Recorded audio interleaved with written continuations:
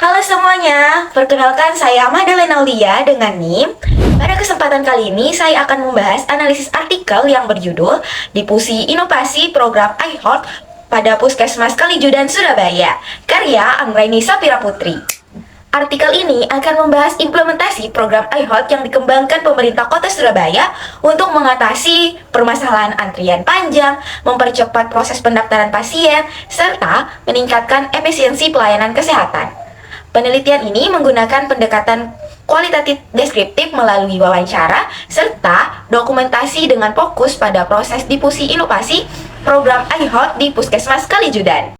Jika dikaitkan dengan teori difusi inovasi Rogers, unsur pertamanya adalah inovasi.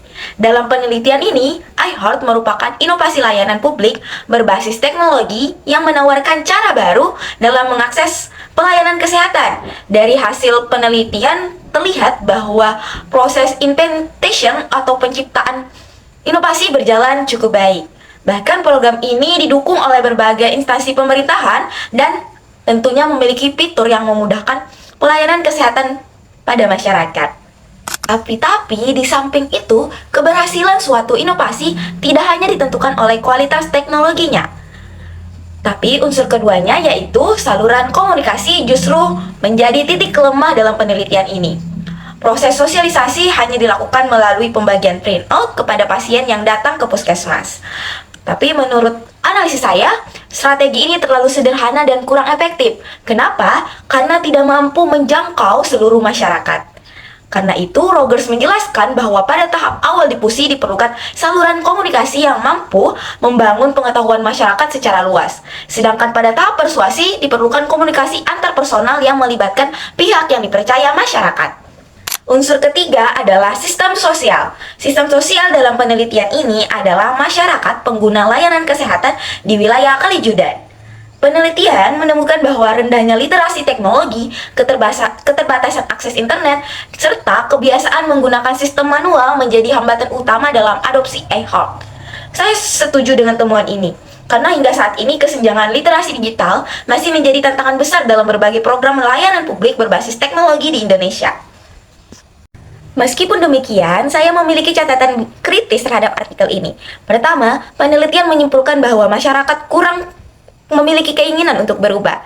Tapi menurut saya, kesimpulan ini masih terlalu sederhana karena tidak menjelaskan faktor penyebab mengapa masyarakat enggan menggunakan iHeart.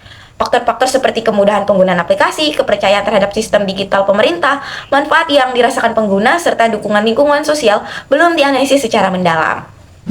Kedua, dari sisi metodologi. Artikel tidak menjelaskan jumlah informan diwawancarai dan hanya melibatkan pasien sebagai sumber data. Padahal perspektif tugas puskesmas, pengelola program, maupun masyarakat yang belum pernah menggunakan iHeart juga penting untuk memahami proses difusi secara lebih menyeluruh. Selain itu, artikel tidak menjelaskan adanya triangulasi data sehingga validitas temuan sulit dinilai.